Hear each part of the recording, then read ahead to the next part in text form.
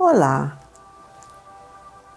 Trama dos contos, chegando dessa vez com contos dos Reis Magos, para tentar assim viver esse momento do Advento com essas figuras tão simbólicas do caminho de iluminação da humanidade. Né? Em todas as culturas nós temos esses contos dessas figuras que percorrem caminhos enormes até chegar perto de um momento de revelação. E estou aqui com um livro que foi editado em Portugal, chama-se Os Três Reis do Oriente. É um livro da Sônia de Mello Brenner e foi editado pela Figueirinhas de Portugal. É uma forma muito poética de tratar essa história desses três reis magos, tão pouco falados hoje e que representam tanto a nossa humanidade. Hoje nós vamos tratar do rei Melquior. O rei Melquior supostamente viveu na Caldeia, perto da cidade de Ur, que hoje é um país chamado Iraque. Essa região se transformou num país. Naquela época eram pequenas tribos, cidades-estado. Em cada uma dessas cidades havia um rei. E o rei Melquior, portanto, reinava num desses lugares. Era um homem muito rico, possivelmente cuidasse de comércio com as Índias e com a Europa, porque estava na rota da seda, esse local. Mas a verdade é que Melquior era também um mago, um homem que contemplava os céus, um homem que contemplava a natureza, um homem que se inclinava a estudar as escrituras que foram deixadas por seus antepassados em placas de argila, naquela escrita cuneiforme, que mais tarde revelou tantas coisas importantes, até conceitos de medicina, conceitos de educação, que na época já eram levados em conta nessa região antes de Jesus nascer.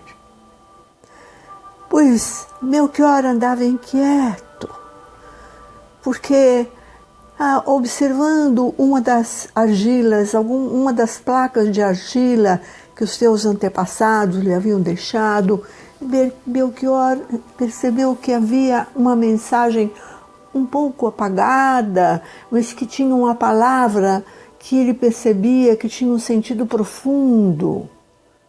Para ele, aquela palavra encerrava uma revelação. Mas como as letras estavam assim um pouco gastas, porque as civilizações passaram por tantas inundações, guerras, que ele ficou imaginando se aquela palavra era realmente revelação que estava ali naquela escritura. E como era muito rigoroso nas suas observações, o rei Melquior resolveu convocar 3 assembleias com pessoas que ele considerava mais conhecedoras do que ele. Imaginem que rei humilde. Naquele tempo, o poder não cegava as autoridades e o rei, ou pelo menos esse, não cegou. O Melquior convocou primeiramente os historiadores, convocou primeiro os bibliotecários do Templo da Lua, porque nessa época havia uma religião nessa região que venerava a lua. Mas como ele estava afastado do templo por questões pessoais, e que se acreditava que o templo havia perdido a sua dignidade, ele chamou os bibliotecários do templo, aqueles que estavam com aquelas escrituras antigas, cuidando delas há muito tempo e tentando decifrá-las. E quando eles chegaram ao palácio, Melchior os levou para um jardim interno cercado de palmeiras, onde a brisa balançava as folhas e que faziam um ruído um pouco áspero. Mas também havia fontes e que eles podiam sentir o frescor naquele tempo de verão, naquele local, perto do deserto. E eles se sentaram em círculo e ele colocou uma pequena mesa de frente a eles e depositou sobre a mesa a placa de argila e perguntou por aquela palavra que ele havia anotado naquela placa, o significado daquela palavra que ele considerava que era revelação. Os bibliotecários olharam, observaram, e o chefe dos bibliotecários, depois de 30 dias debruçado sobre aquela placa, dias e dias e dias, disse a Melchior: meu caro rei, eu entendo a sua busca, mas essa palavra apontada aqui nessa placa, que você supõe que seja leste e que seja revelação no leste, eu suponho que não seja isso. No meu entendimento, essa palavra colocada nessa posição significa muito mais rei, grande rei. E, portanto, deve ser uma coisa do passado, porque nós já não teremos grandes reis, os grandes reis já se foram, como o nosso grande Alexandre, que acabou nas mãos dos babilônios. E um outro guardião dos livros disse: admiro as palavras que ouvi, mas o texto é complexo demais. Acho que não chegamos a conclusão nenhuma. Melchior então se levantou, agradeceu a eles a tentativa de ajuda e lhes desejou boa viagem de volta. E voltou a meditar sobre aquele símbolo daquela placa. Resolveu convocar os historiadores. Os historiadores disseram que estavam ocupados, então ele convocou os letrados, que eram os grandes escritores da época, os que escreviam poemas e lendas. E os homens chegaram e se sentaram em volta daquele mesmo lugar, naquele mesmo ambiente.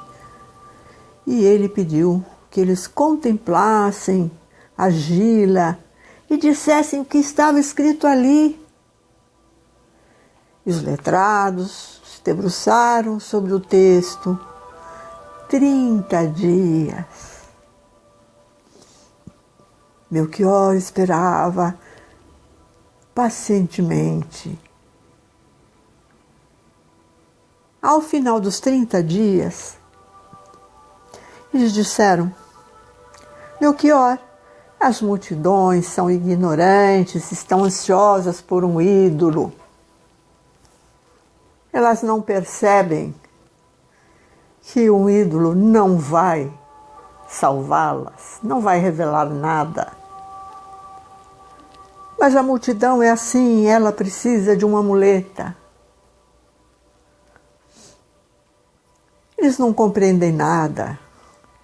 O texto está escrito em poema, em metáfora, não pode significar revelação, não pode significar um grande salvador. Não, é uma alegoria do poeta que escreveu esse tema, é uma imagem que esse poeta trouxe da sua alma, mas não tem nada a ver. A palavra rei aqui é uma metáfora, ela só representa o devir, essa esperança que o ser humano tem no Criador da humanidade.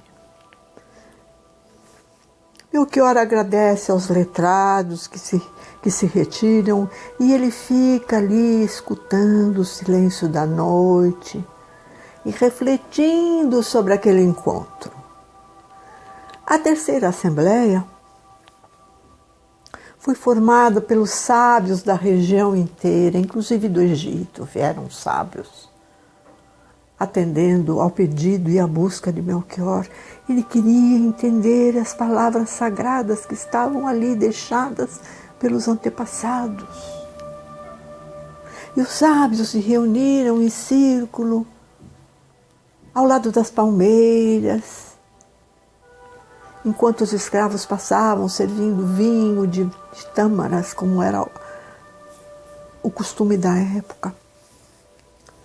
E depois de 30 dias estudando aquele texto e conversando entre eles, o representante maior disse: Melchior, eu sinto muito lhe dizer, mas esse texto, ele não traz nenhuma revelação. Aqui nós podemos deduzir que o que está escrito aqui é tudo aquilo que a ciência e a filosofia já sabe. O universo gira como uma máquina e à sua própria maneira. Os deuses não existem mais. Adoramos as cinzas do divino. Já não temos contato com as revelações. Não existe nenhum revelador. Qual de nós já esteve com um anjo, como os antigos profetas? E o outro sábio ainda acrescentou: nós nascemos para morrer. Que sentido faz uma estrela que se move no céu, se até o rei Alexandre, que era um semideus, acabou como um trapo nas mãos, vencido nas mãos dos inimigos? Não há nada de salvador nesse texto. Melchior se despede dos sábios, agradecendo a tentativa de ajuda, e se inclina sobre aquela escrita sagrada, colocando sua testa sobre os traços quase apagados ali, e o seu coração cheio de devoção e de amor pelo divino. Então ele subiu ao alto do seu palácio, ao grande terraço onde ficava o seu observatório, onde ele olhava e conversava com as estrelas. Estando ali, de repente, ele viu surgir no Oriente uma nova estrela, tão brilhante. Ele sabia que ela viria. E que apesar de todas as negações, de todos os homens sábios que tinham passado por ele tinha certeza que ela surgiria. E ela estava ali, diante dele, E ele disse para si mesmo: estava escrito, eu não estava equivocado. Coçou sua longa barba, porque Belchior, a essa altura, tinha 70 anos.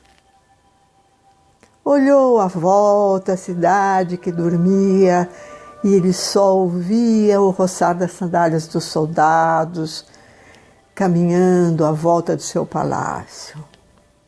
A estrela jovem pulsava na noite escura, na longa madrugada que Belchior contemplou. E logo, ao nascer do sol, ainda com a estrela no oriente, Belchior deixou o palácio e seguiu mais de 1000 quilômetros até chegar a Belém.